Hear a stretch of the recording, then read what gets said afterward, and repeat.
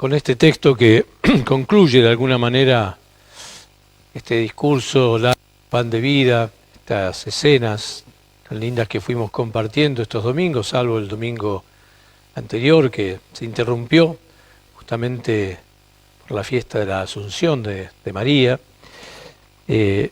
Nos presenta hoy en este final, como escuchábamos al comenzar también, un momento crítico, un momento de conflicto, un momento de crisis, que también le tocó vivir al Maestro, como nos toca vivir a nosotros, a cada uno de los que caminamos sobre esta tierra. El conflicto, la crisis es algo con lo cual nos vamos cada día como acompañando de distintas maneras, ¿no? Vieron, en la vida todos tenemos situaciones, momentos, tiempos duros, difíciles, en los cuales tenemos que tomar alguna decisión, tomar alguna opción, hacer alguna opción así profunda de principios, de valores, tocar, uno dice, más adentro, ¿no? Tocar más adentro el corazón y uno dice sincerarnos, ¿no? Sincerarnos. Esto que en estos tiempos nos reclama, esto de sincerarnos. Estos días parecían, ¿no? Este movimiento de Grávida, por ejemplo, que trata de acompañar a mujeres en ese momento de la situación y decisión de abortar o no abortar, ¿no? Un momento que difícil, ¿no? Y han aumentado las situaciones y los casos, ¿vieron? A raíz de esta nefasta ley del aborto, ¿no?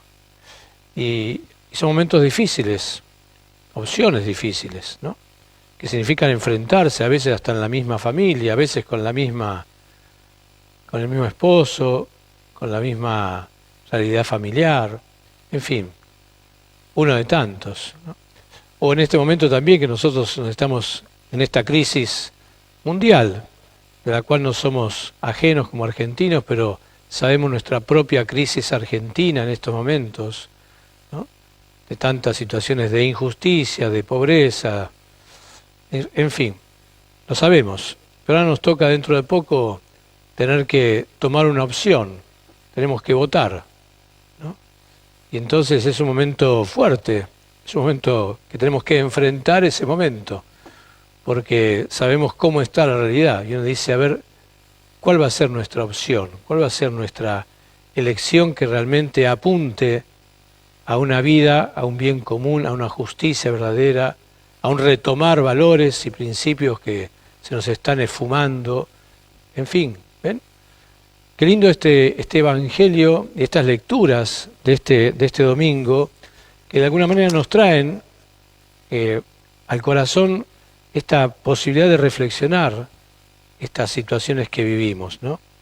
Pero fíjense cómo la primera lectura, tomando la primera lectura de los jueces tan linda, de Josué, mejor dicho, tan linda, cuando están ya entrando ya en la tierra prometida, tienen que empezar como a vivir en esa tierra que el Señor les había prometido, pero tienen que hacer una opción porque se fueron encontrando con pueblos, con otros valores, con otras propuestas, se los ha entusiasmado también, ¿no? Se han encontrado con otros ídolos, con otros dioses, y entonces Josué los enfrenta y dice, bueno, ¿qué van a hacer? Ustedes como pueblo, ¿qué van a hacer? Mi familia y yo decidimos elegir al Señor, servir al Señor con nuestra vida. ¿Ustedes qué van a hacer? Y vemos que el pueblo, recordando, haciendo experiencia de su propia historia, recordando en memoria lo que fueron viviendo y cómo su Dios los había acompañado, los había liberado de la esclavitud, dicen también, ese pueblo dice, no, nosotros también serviremos al Señor. Después hay que mantenerlo en la historia, ¿vieron? Porque como decía Juan Pablo II, es fácil ser fiel un instante, lo difícil es ser fiel todos los días a las opciones que uno ha hecho, ¿no? Pero junto a este texto tan lindo, ven, de los jueces, que nos confronta a nosotros, También está la lectura del Evangelio, tan fuerte. Esta lectura del Evangelio que, como decía, trae el final de esta escena del discurso, del gran milagro de la multiplicación de los panes, del fervor de la multitud, ¿se acuerdan? ¿No? La multitud lo seguía por todos lados, desapareció Jesús y lo fueron a buscar a ver dónde estaba ese que multiplicó los panes, les dio de comer. Y Jesús dice, ustedes me buscan porque les di de comer, no por otra cosa, ¿no? ¿Cómo los enfrenta Jesús?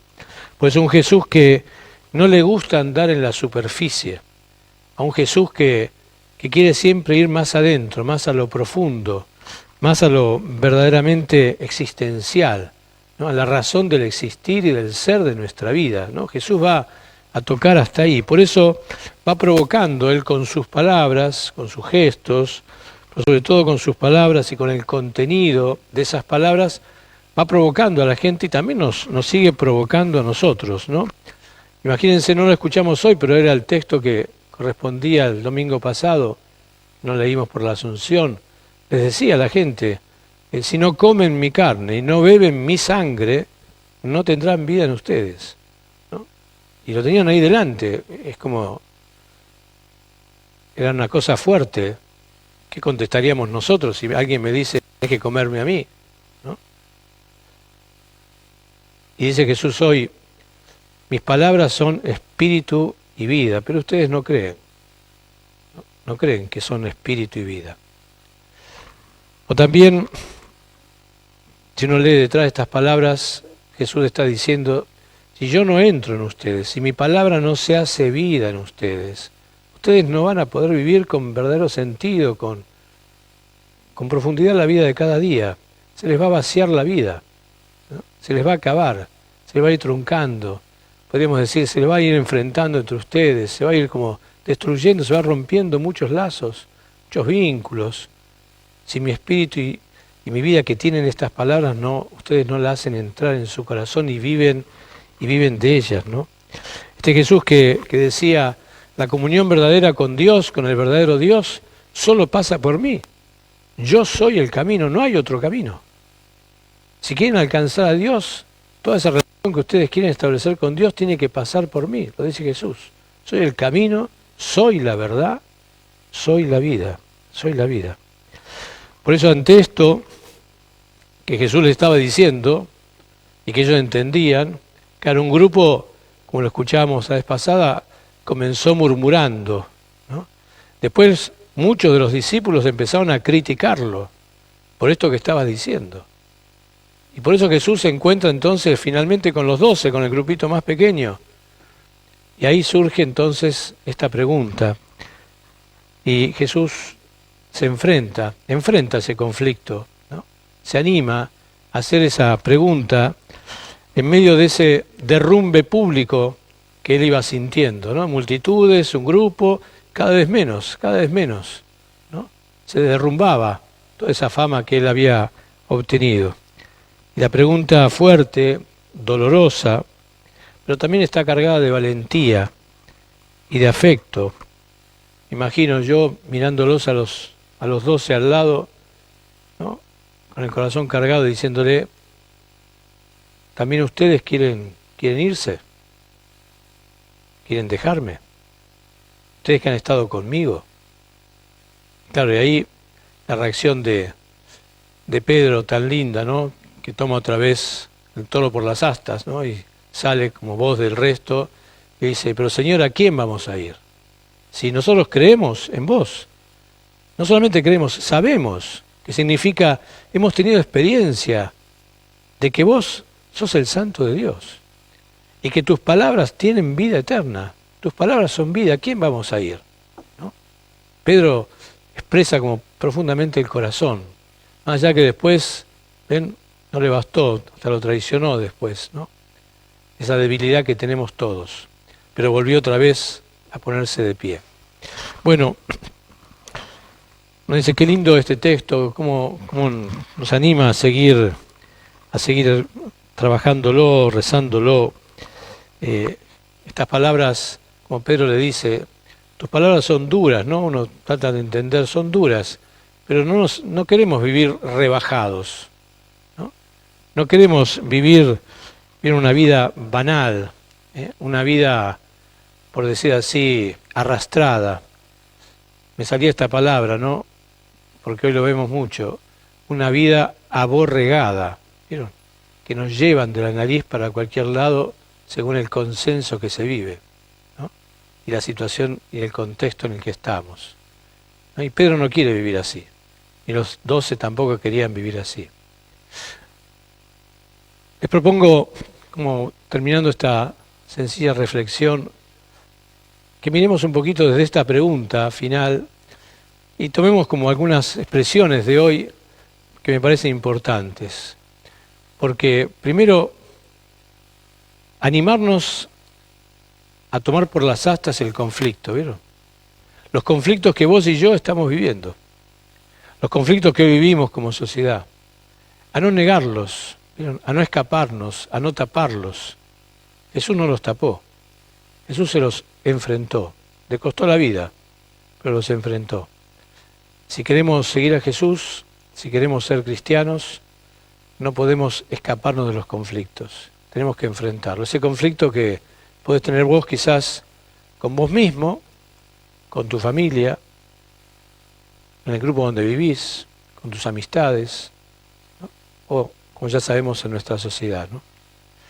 Y entonces animarnos a tomar por las astas el conflicto. Y tomar por las astas el conflicto, animarnos a eso, significa también animarnos a lo que hizo Jesús. No solamente lo enfrentó porque estaba ahí, sino porque se animó a esto que a veces no nos animamos, que es la pregunta arriesgada. La pregunta arriesgada. Porque es arriesgado decirle a los que estaban al lado, ¿ustedes también se quieren ir? A veces uno dice, me callo la boca a ver qué hacen. No quiero escucharlo. Y hoy también tenemos que animarnos a hacer preguntas arriesgadas. Quizás a uno mismo, ¿no? Me preguntaba y decía, a veces en esta pregunta arriesgada, me acuerdo de un sacerdote cuando era joven, adolescente, cada vez que nos veía, nos decía así, muy jocosamente, decía, miraba a los ojos y decía, ¿sos feliz, chiquito? ¿Sos feliz? Como diciendo, esto que estás viviendo, lo que estás haciendo, lo que elegiste para vivir, lo que estás, no sé, tu juego, tu deporte, tu diversión, ¿te hace feliz? ¿No? Pregunta arriesgada, ¿no?